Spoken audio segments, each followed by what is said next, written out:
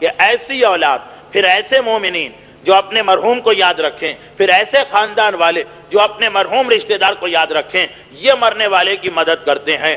اور ان کی مدد کس طرح سے ہو سکتی ہے، وہ 3-4 باتیں میں بتا رہا تھا۔ کل نماز شب کا تذکرہ آیا تھا کہ مدد میں سے ایک طریقہ ہے نماز شب۔ مدد میں وہ دوسرا طریقہ جو بہرحال ہمارے معاشرے میں رائج ہے مستحب کے اعتبار سے، جریدتین یعنی کھجور یا بیری یا انار کے درخت کی 2 لکڑیاں مرنے والے کے کفن میں اس کے ساتھ رکھنا، جس کے بارے میں اصل روایت یہ ہے کہ پیغمبر اسلام ایک دن مدینے کے قبرستان سے گزر رہے ہیں، ایک قبر کے قریب پہنچ کے رک گئے، پیغمبر کے چہرے پہ غم کے آثار طاری ہوئے۔ لوگوں نے پوچھا اللہ کے رسول یہ کیا حالت اور کیفیت آپ کی ہو گئی، دوران سفر اس طرح سے چہرے کا رنگ کیوں بدل گیا؟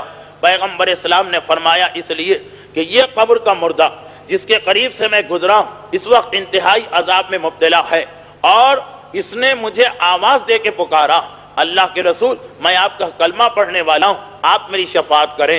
اسے پتا کیسے چلا کہ پیغمبر اس کے قریب سے آئے؟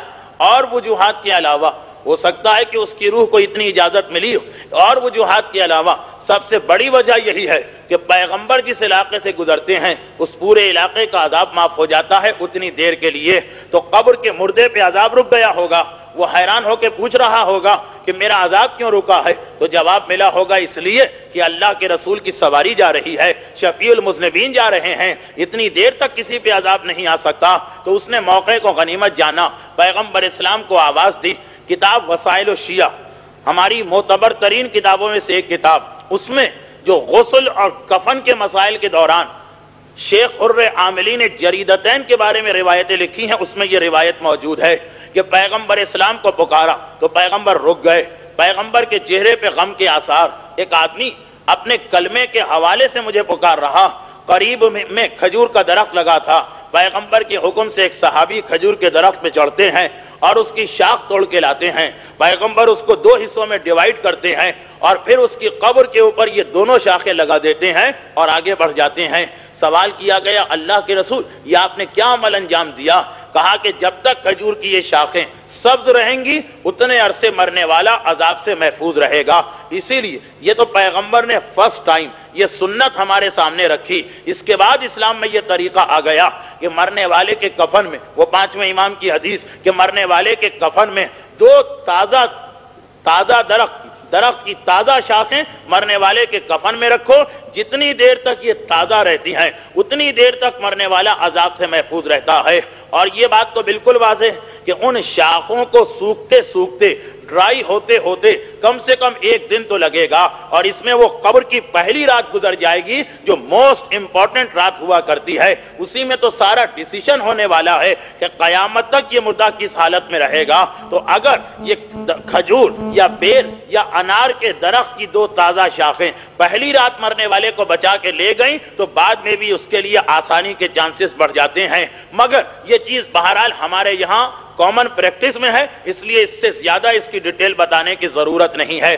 تیسری چیز جو مرنے والے کی مدد کی جا سکتی ہے یہ وہ چیز ہے جس کا تذکرہ 8 یا 9 رمضان کو ہو گیا تھا، اس لیے فقط اشارہ کروں کہ اگر 40 مومنین مرنے والے کے حق میں گواہی دیں کہ ہم نے اس کو بہتر پایا، اچھا پایا، با ایمان پایا، تو اس کی وجہ سے ان 40 مومنین کی وٹنس کی وجہ سے مرنے والے کے عذاب میں کمی آ سکتی ہے، اس کا عذاب معاف ہو سکتا ہے۔ اسی لیے مستحبات میں کہ یہ بھی شامل ہے کہ انسان اپنی زندگی میں اپنا وصیت نامہ تیار کر کے رکھے، انسان اپنی زندگی میں اپنا کفن تیار کر کے رکھے، اور انسان اپنی زندگی میں اپنا شہادت نامہ تیار کر کے رکھے۔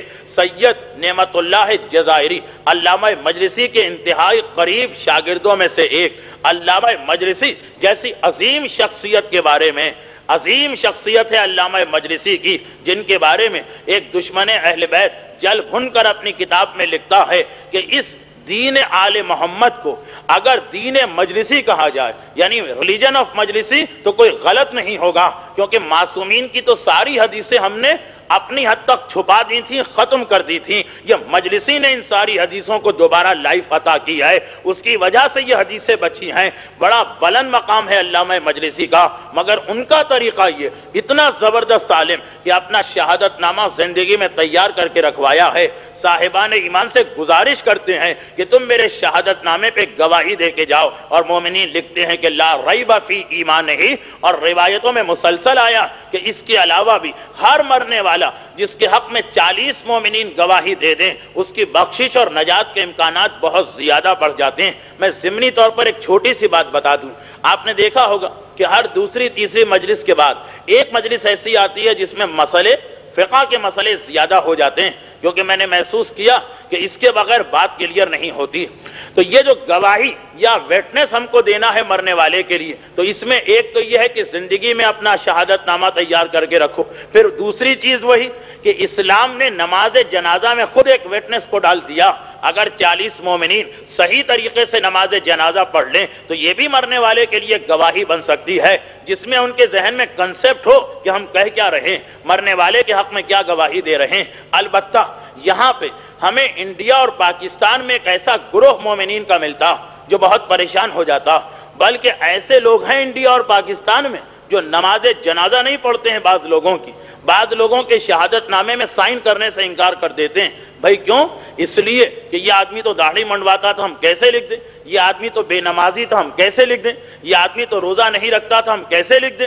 یا نماز جنازہ میں خصوصیت کے ساتھ پاکستان میں ایک بہت بڑا گروپ پیدا ہو گیا، وہ جو نماز جنازہ کی آخری دعا اللہم انا لا نعلم منہ الا خیرا وانت عالم بہ منا، پروردگارا ہمیں اس مرنے والے کے بارے میں سوائے خیر کے اور کچھ نہیں پتا ہے۔ تو لوگ نماز جنازہ نہیں پڑھتے ہیں کہ بھائی نماز جنازہ پڑھیں گے تو یہ کہنا پڑے گا کہ اللہم انا لا نعلم منہ الا خیرا، کہ ہم اس کو خیر پر جانتے ہیں، جبکہ ہمیں پتا ہے کہ وہ خیر پر نہیں، وہ بے نمازی، وہ داڑھی منڈا، وہ گناہگار ہے، وہ رزق حرام لینے والا۔ ہم شہادت نامے پہ دستخط نہیں کریں گے، ہم اس کی نماز جنازہ نہیں پڑھیں گے۔ اور ایک باقاعدہ مسئلہ بنایا جاتا ہے ہمارے یہاں کہ بے نمازی کی نماز جنازہ جائز نہیں، سوسائیڈ کرنے والے کی نماز جنازہ جائز نہیں۔ میں نے پہلے بھی ایک دن اشارہ کیا تھا کہ ہر وہ شخص جو مومن مرتا، یعنی 12 امامی شیعہ مرتا، چاہے وہ بے نمازی ہو، چاہے وہ شرابی ہو، چاہے وہ جواری ہو، چاہے وہ زانی ہو، چاہے وہ رزق حرام کھانے والا ہو، چاہے وہ سوسائڈ کرنے والا ہو، نماز جنازہ واجب کفائی، نماز جنازہ معاشرے کو پڑھنا پڑے گی۔ نماز جنازہ کے بارے میں یہ نہیں کہہ سکتے ہیں کہ اس کی نماز جنازہ نہ پڑھو، وہ تو نہیں، سارا معاشرہ گناہگار ہو جائے گا اگر اس کا جنازہ نہیں پڑھا گیا۔ اس لیے کہ 12 امامی شیعہ کی نماز جنازہ، مسئلہ تو مسلمان تک کا ہے، لیکن میں فقط اس لیے کہ مجمع جو ہے اس کے اعتبار سے بات کروں کہ واجب کفائی میں سے ہے، چاہے وہ کتنا ہی بڑا گناہگار کیوں نہ ہو۔ بلکہ کسی نے تو کہہ دیا تھا کہ بے نمازی تو اور زیادہ محتاج ہے کہ اس کے حق میں دعا کی جائے، شرابی تو اور زیادہ محتاج ہے کہ اس کے حق میں دعائے خیر کی جائے۔ بہرحال وہ ایک الگ مسئلہ۔ تو نماز جنازہ تو ہر ایک کی پڑھنا، مگر لوگ آ کر کہتے ہیں کہ مولانا یہ ہم نماز جنازہ میں گواہی کیسے دیں کہ وہ خیر پر ہے؟ ہم گواہی کیسے دیں شہادت نامے میں کہ وہ خیر پر ہے؟ شہادت نامے میں داڑھی کی گواہی نہیں دی جاتی، شہادت نامے میں نماز کی گواہی نہیں دی جاتی، شہادت نامے میں رزق حلال و حرام کی گواہی نہیں دی جاتی، شہادت نامے میں بھی خیر کی گواہی دی جاتی ہے۔ تو اتفاق یہ کہ ایک کتاب میں مجھے یہی سوال مل گیا راوی کا، کہ راوی جا کر سوال کرتا ہے ہمارے 5ویں امام محمد باقر علیہ السلام سے۔ کتاب المواعظ العددیہ، اس میں ایک روایت آتی 40 کی عدد کے سلسلے میں کہ راوی سوال کرتا ہے کہ مولا ہم کیسے گواہی دیں ایک ایسے آدمی کے بارے میں جس کے بارے میں ہم کو معلوم ہے کہ وہ بے نمازی، ہم کیسے نماز جنازہ پڑھ کے کہیں اللہم انا لا نعلم منہ الا خیرا؟ اس جملے کا مطلب پھر ذہن میں رکھیے، پروردگارا ہمیں معلوم ہے، ہم گواہی دیتے ہیں کہ یہ خیر پر تھا، کیسے گواہی دے گناہگار کے بارے میں؟ تو معصوم نے اس کا جواب دیا، اور یہی جواب مراجع نے دیا، یعنی جب پوچھا گیا تو انہوں نے معصوم کی یہی حدیث کوٹ کی۔ معصوم نے کہا اس خیر سے تم کیا سمجھ رہے ہو؟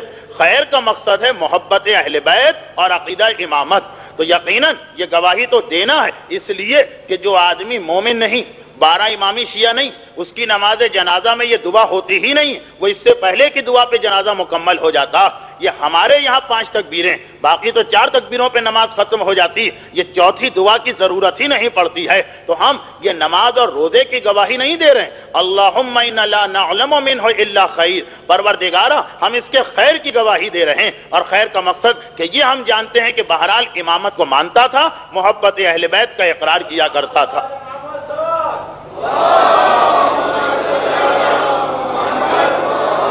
یہ شہادت نامے کا مسئلہ ہوا۔ اس کے بعد پھر وہ مشہور چیز جو ہمارے معاشرے میں الحمدللہ رائج ہو گئی کہ مرنے والے کی جو ایک بہترین مدد ہم کر سکتے ہیں وہ یہ ہے کہ اس کے لیے نماز وحشت پڑھنا۔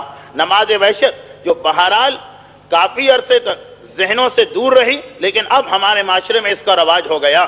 اور وہ جو تیسری چیز میں نے بتائی کہ 40 مومنین کا گواہی دینا مرنے والے کے حق میں مفید ہے۔ حضرت داؤد کی وہ حدیث اشارہ کر دوں، عابد کا انتقال ہوا، نماز نہیں پڑھی، پروردگار نے سرزنش کی، تنبیہ کی کہ کیوں نہیں گئے نماز جنازہ میں، اور پھر بتایا کہ 40 لوگوں کی گواہی کی وجہ سے وہ بخشا جا چکا۔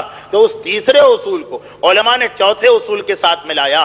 چوتھا اصول کیا ہے؟ یعنی چوتھی مدد کیا ہے؟ وہ فورتھ ہیلپ جو ہم مرنے والے کی کرتے ہیں وہ یہ ہے کہ اس کے لیے نماز وحشت پڑھیں۔ جو معصوم کی حدیث ہے کہ مرنے والا اپنی قبر میں پہلی رات سب سے زیادہ ان ایزی ہوتا ہے، سب سے زیادہ بے چین ہوتا ہے، سب سے زیادہ پریشان ہوتا ہے۔ میں تو اس مرنے والے کا تصور بعد میں کرتا ہوں۔ اکثر ایسے لوگوں سے مجھے ملنے کا موقع ملا کہ جو لوگ بہت زیادہ ٹریولنگ نہیں کرتے، کم آتے جاتے ہیں، وہ اگر کسی 5 اسٹار ہوٹل میں بھی لے جا کے رکھا جائے تو پہلی رات کو بے چینی محسوس کرتے ہیں۔ بہت سے لوگوں کو میں جانتا ہوں، میرے سامنے وہ لوگ ہیں جو فریکوینٹ ٹریولنگ کرتے ہیں، اس لیے ان کو تو یہ مسئلہ سمجھ میں نہیں آ رہا ہوگا، لیکن خود آپ نے دیکھا ہوگا کہ جو لوگ سفر کم کیا کرتے ہیں، جب کبھی ان کا گھر چینج ہوتا، وہ سفر میں کہیں جاتے ہیں، پہلی رات کو نیند نہیں آتی، اے سی چل رہا ہے، نرم اور آرام دہ بستر لگا ہوا ہے، کمرے میں ہر فیسیلیٹی موجود ہے، عالیشان کمرہ ہے، بہترین کارپیٹ ہے، مگر پہلی رات ہے تو نیند نہیں آ رہی ہے۔ تو یہ قبر کا سفر کہ جس میں تو ہر آدمی فرسٹ ٹائم ٹریول کرتا ہے، قبر کے اندر تو کوئی فریکوینٹ ٹریولر ہو ہی نہیں سکتا ہے، اب پہلی رات وہاں پہ جا رہے ہیں تو اندازہ کیا جا سکتا ہے کہ پہلی رات کے بعد آدمی وہاں کتنا گھبرایا ہوا اور پریشان ہوگا۔ معصوم فرما رہے ہیں کہ اس وقت مرنے والا انتہائی وحشت کے عالم میں ہوتا ہے۔ اگر اس کے زندہ رشتہ دار اس رات کو اس کے لیے 2 رکعت نماز وحشت بھجوائے تو قبر کی پہلی رات اس کے لیے بڑے آرام سے گزرے گی۔ اور جیسا میں نے بار بار کہا کہ جس کے لیے قبر کی پہلی رات اچھی ہو گئی پھر اس کے بعد آگے کوئی پرابلم نہیں ہے، کیونکہ زیادہ تر قبر کی زندگی کا تعلق وہ پہلی رات پہ ہے کہ آئندہ کیا ہونے والا ہے یہ ڈیپینڈ کرتا ہے کہ اس کی پہلی رات قبر میں کیسے گزرتی ہے۔ تو اب نماز وحشت، اور پھر اگر 40 نماز وحشت پہنچائی جا سکیں تو کیا کہنا، اس میں دونوں باتیں جمع ہو رہی ہیں۔ 40 آدمی گواہی بھی دے رہے اس کے حق میں، 40 دعائیں بھی نکل رہی ہیں اس کے حق میں، اور نماز وحشت بھی ہو رہی ہے۔ یہاں تک بعض مراجع نے لکھا ہے کہ اگر 40 آدمی نہیں ملتے نماز وحشت کے لیے تو 10 آدمی مل جائیں، سب 4 نماز وحشت پڑھ لیں۔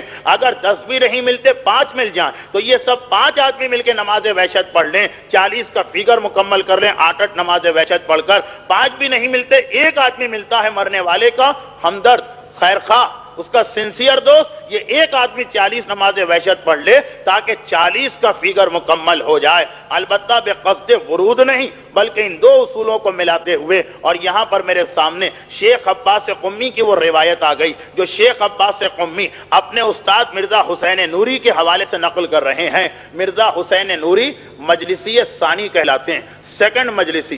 مرزا حسین نوری نے اپنی کتاب جنت الماوا میں اپنے استاد ملا فتح علی سلطان آبادی کی اس روایت کو کوٹ کیا۔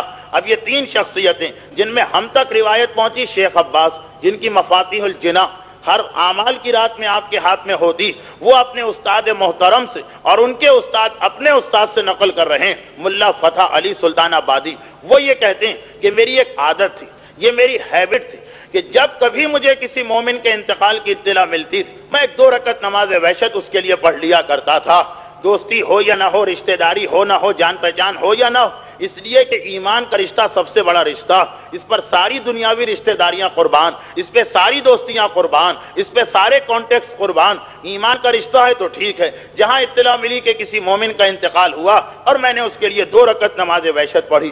ایک دن میں بازار سے جا رہا تھا، ایک نوجوان نے میرا راستہ روکا اور کہا کہ کیا آپ ہی ملا فتح علی سلطان آبادی؟ میں نے کہا کہ ہاں، بتاؤ تمہیں کیا کام ہے؟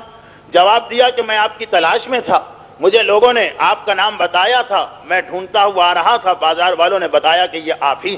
پوچھا ملا فتح علی نے کہ کام کیا ہے یہ تو بتاؤ، تو جواب دیا کہ یہ بتائیے کہ آپ کون سا خاص عمل کیا کرتے ہیں؟ ملا فتح علی ایک مرتبہ حیران ہوئے، میں تو پتہ نہیں کتنی دعائیں اور کتنے وظیفے پڑھتا ہوں، اس سوال کا جواب کیا ہوگا؟ کون سا عمل تم پوچھنا چاہتے ہو؟ کہا کہ چند دن پہلے اسی شہر میں میرے بابا کا انتقال ہوا تھا، اور اب دیکھیے یہ نوجوان ایسا جو ملا فتح علی کو نہیں پہچانتا، چھوٹا سا شہر، اس کا اتنا بڑا عالم، اور یہ نوجوان نہیں جانتا، یعنی دوسرے الفاظ میں اس کی فیملی مذہب سے بہت دور ہے۔ تو اس کا والد بھی، اس کا باپ بھی ایسا ہی تھا، ایک جیسا عام سا مومن ہوا کرتا۔ تو وہ کہہ رہا کہ میرے والد کا انتقال ہوا، ہم بڑے پریشان کہ پتہ نہیں ہمارے والد پہ کیا گزر رہی ہوگی۔ چند ہی دنوں کے بعد میں نے اپنے والد کو خواب میں دیکھا اور ان سے پوچھا کہ کیا حالت ہے آپ کی؟ ہم تو بہت پریشان ہیں، اس لیے کہ رزق کے معاملے میں بھی لاپرواہ، اس لیے کہ عبادتوں کے معاملے میں بھی لاپرواہ۔ البتہ ایسے مومنین تو بہت کم گزرے ہیں اسلامی تاریخ میں کہ جن کے یہاں واجبات کا خانہ بالکل ہی خالی رہا کرتا۔ بہرحال یہ لاپرواہ تھا، بہت ہی ایزی لیتا تھا، کبھی پڑھا کبھی نہیں پڑھا، کبھی صحیح کبھی غلط۔ تو والد سے پوچھا کہ آپ کی کیا حالت؟ کہا بیٹا میں تو بڑی پریشانی میں گھر گیا تھا، چاروں طرف سے بلاؤں نے مجھ پر ہجوم کر دیا تھا، عذاب خدا مجھے اپنے گھیرے میں لینے کے لیے آ رہا تھا، اور چاروں طرف سے عذاب آ رہا، ہر طرف سے عذاب بڑھ رہا ہے، آدمی کی کیا حالت ہوگی؟ دیکھیے عذاب کا آنا تو بات کا مرحلہ، عذاب انسان کو ٹچ کرے یہ تو بات کا اسٹیج، خالی عذاب آ رہا، مگر بیٹا عین وقت پر مجھے پتا چلا کہ یہ سارا عذاب ہٹا دیا گیا، سارے عذاب کو دور کر دیا گیا۔ میں حیران ہو گیا، فرشتوں یہ عذاب آ کے کیوں جا رہا؟ کہا اس لیے کہ ملا فتح علی سلطان آبادی نے تمہاری مدد کر دی ہے۔ میرے باپ نے مجھ سے کہا بیٹا بس یہ مجھے قبر میں پتا چلا پھر تو میں بڑے آرام کے ساتھ ہوں۔ اب بیٹا کہہ رہا کہ میں آپ کی تلاش میں نکلا اے ملا فتح علی کہ آپ نے میری باپ کی کیا ہیلپ کی ہے، کیا مدد کی ہے۔ ملا فتح علی کہتے ہیں کس دن کی بات ہے؟ تمہارے والد کا انتقال کب ہوا؟ پتا چلا کہ مثلا پچھلے جمعے کو۔ کہا کہ ہاں بیٹا پچھلے جمعے کو مجھے کسی نے اطلاع دے دی کہ شہر کے فلاں محلے میں ایک مومن کا انتقال ہوا۔ اپنی ہیبٹ کے مطابق مجھے اس کا نام بھی نہیں پتا، لیکن یہ پتا ہے کہ ایک مومن مرا۔ میں نے تمہارے باپ کے لیے اسی رات کو 2 رکعت نماز وحشت پڑھی تھی، اور یہی نماز وحشت کام آئی تمہارے باپ کے۔ تو یہ شیخ عباس قمی خود تحریر فرماتے ہیں کہ میرے استاد محترم نے مجھ کو یہ بتایا، اور پھر اس حدیث کا ریفرنس دیا جو کئی کتابوں میں ہے، کئی کتابوں میں ہے۔ ملا کاظم طباطبائی العروۃ الوثقی رسالہ عملیہ میں یہ روایت نقل فرما رہے ہیں۔ رسالہ عملیہ میں انتہائی معتبر روایت آتی ہے کہ پیغمبر نے فرمایا کہ جب کبھی تمہارے کسی مردے کا انتقال ہو تو اس کے لیے ہدیہ بھیجا کرو۔ البتہ یہ روایت کمپلیٹ ہے، نماز وحشت کی روایت انکمپلیٹ ہمارے یہاں پڑھی جاتی ہے۔ کمپلیٹ روایت یہ کہ جسے ملا کاظم طباطبائی نے العروۃ الوثقی میں نقل کیا۔ العروۃ الوثقی کون سی کتاب ہے؟ یہ وہ کتاب ہے کہ اس دن سے لے کر آج تک جتنے مراجع گزرے سب نے اس کتاب کے استناد کو تسلیم کیا، جہاں جہاں اختلاف ہے وہاں اپنا فتویٰ شامل کیا، ورنہ اس روایت کے اوپر، اس روایت پر آغائے حسین بروجردی بھی تصدیق فرما رہے ہیں، آغائے محسن الحکیم طباطبائی بھی تصدیق فرما رہے ہیں، آغائے ابوالقاسم خوئی بھی تصدیق فرما رہے ہیں، رہبر انقلاب بھی تصدیق فرما رہے ہیں کہ پیغمبر اسلام فرماتے ہیں کہ جس رات کو تمہارے مردے اپنی قبر میں جائیں تو ان کے لیے ہدیہ بھیجو، ان کے لیے چراغ بھیجو۔ اللہ کے رسول مردے کو کیا ہدیہ بھیجا جائے؟ ایک تو کل والی روایت تھی شب جمعہ، ایک ہے نہیں اسپیشلی فرسٹ جو پہلی رات ہوتی ہے فرسٹ نائٹ، پیغمبر نے کہا سنو کہ جب تم میں سے کوئی آدمی 2 رکعت نماز وحشت اس طرح پڑھے کہ پہلی رکعت میں الحمد کے بعد آیت الکرسی، اور دوسری رکعت میں الحمد کے بعد 10 مرتبہ انا انزلنا، اور بعد ختم نماز مرنے والے کے لیے دعا کہ اللہم وابعث ثوابہا الی قبر فلان، یا اردو میں خداوندہ اس کا ثواب فلانے کے قبر میں بھیج، تو پروردگار عالم 70,000 ملائکہ کو حکم دیتا ہے کہ وہ نور کے تشت میں، نور کی ٹرے میں مرنے والے کے لیے جنتی لباس لے کے جائیں۔ 70,000 فرشتے اس مرنے والے کے لیے نور کی اس ٹرے کے اندر یہ 70,000 جنتی حلے لے کے اس طرح جاتے ہیں کہ قیامت تک کے لیے مرنے والے کی قبر کو ایکسپینڈ بھی کر دیا جاتا ہے، اس میں جنت کی روشنی بھی لگا دی جاتی ہے، اسے جنتی لباس بھی پہنا دیا جاتا ہے۔ روایت کا یہ حصہ آپ کا سنا ہوا ہے، لیکن جیسا کہ میں نے کہا کہ یہ انکمپلیٹ روایت ہے۔ اب اس میں پہلے ایک جملہ اور ہے جو میں نے جان بوجھ کے چھوڑ دیا۔ اصل حدیث کیا ہے کہ پیغمبر نے جب یہ پوچھا پیغمبر سے کہ کیا ہدیہ بھیجیں، تو پہلا جملہ پیغمبر کا یہ کہ اپنے مرنے والے کے لیے صدقہ کرو، جب صدقہ کرو گے تو یہ ملے گا۔ پھر راوی نے پوچھا تھا اللہ کے رسول اگر صدقے کی گنجائش نہ ہو؟ ایسا بھی نہیں ہے کہ اسلام میں ساری فیسیلیٹیز مالدار اور پیسے والوں کو ہیں، اگر صدقے کی گنجائش نہ ہو پھر پیغمبر نے کہا کہ یہ 2 رکعت نماز پڑھ لو۔ چنانچہ ان 2 روایتوں کو نقل کرنے کے بعد آغائے ابوالقاسم خوئی تحریر فرماتے ہیں کہ بہتر یہ ہے کہ مرنے، اس روایت میں چونکہ دو باتیں آئیں کہ مرنے والے کو جب دفن کیا جائے تو اس رات ان دونوں باتوں پہ عمل کیا جائے، نماز وحشت تو پڑھی جائے مگر ساتھ ساتھ مرنے والے کے لیے صدقہ بھی دیا جائے تاکہ دونوں باتیں جمع ہو جائیں اور ڈبل ہیلپ مل جائے مرنے والے کی۔ تو مرنے والے کے لیے صدقہ دینا یہ پانچویں چیز ہو گئی۔ تیسری چیز 40 آدمی گواہی دیں، چوتھی چیز نماز وحشت پڑھی جائے، اور پانچویں چیز یہ کہ صدقہ ضرور دیا جائے۔ بلکہ اسی روایت پر آیت اللہ نجفی مرعشی نے یہ تحریر فرمایا کہ بلکہ صدقہ پہلے دینا ہے، نماز وحشت بعد میں پڑھنا ہے، کیونکہ پیغمبر کی ترتیب یہی ہے کہ پہلا سوال پیغمبر کہہ رہے ہیں ہدیہ دو، اللہ کے رسول کیسے دیں؟ کہا صدقہ دو، اگر صدقہ نہ ہو تو نماز وحشت پڑھو۔ تو اس لیے ان دونوں چیزوں پر برابر سے عمل کیا جائے۔ اب جیسا کہ میں نے پہلے بھی کہا تھا کہ مرنے والا مرتا، لوگوں کو بڑا دکھ ہوتا ہے، بڑا غم ہوتا ہے، بڑا صدمہ ہوتا ہے، کھانا نہیں کھاتے رشتہ دار، بے ہوش ہو جاتے ہیں، اس کی بیوی دیوار سے سر ٹکرا کے اپنے آپ کو زخمی کر لیتی ہے، مگر کچھ مرنے والے کا بھی خیال کریں، اور مرنے والے کا خیال اگر کر رہے ہیں تو یہی چیزیں ہیں کہ اسی رات کو صدقہ دیں۔ ایک دن کے بعد آپ دیں گے فائدہ ملے گا، مگر وہ فائدہ تو نہیں مل سکتا کہ جو فرسٹ نائٹ تقاضا کر رہی۔ مرنے والے کے لیے نماز وحشت پڑھی جائے، مرنے والے کے واجبات اور مرنے والے کے خمس و زکوٰۃ کے مسئلے کو طے کیا جائے، تو مرنے والے کے وارثوں کو بڑا غم ہوتا ہے مرنے والے کا، کیسا ہی ہو مرنے والا، حتیٰ یہ کہ اولاد کے حق میں ظالم ہی کیوں نہ ہو، بہرحال ایک رشتہ تو ہے، ایک محبت تو ہے، احساس تو ہوتا کہ ہمارے سر سے باپ کا سایہ اٹھ رہا، غم و علم تو ہر ایک کو ہوتا، مگر صرف اپنا خیال نہ کریں بلکہ مرنے والے کا بھی خیال کریں، اور مرنے والے کی جتنی مدد، جتنی ہیلپ پاسبل ہے وہ اس پہلی رات سے شروع کر دی جائے، تاکہ اس رات سے قیامت تک پھر مرنے والے کے پرابلمز یا بالکل ختم ہو جائیں یا منیمم سے منیمم رہ جائیں۔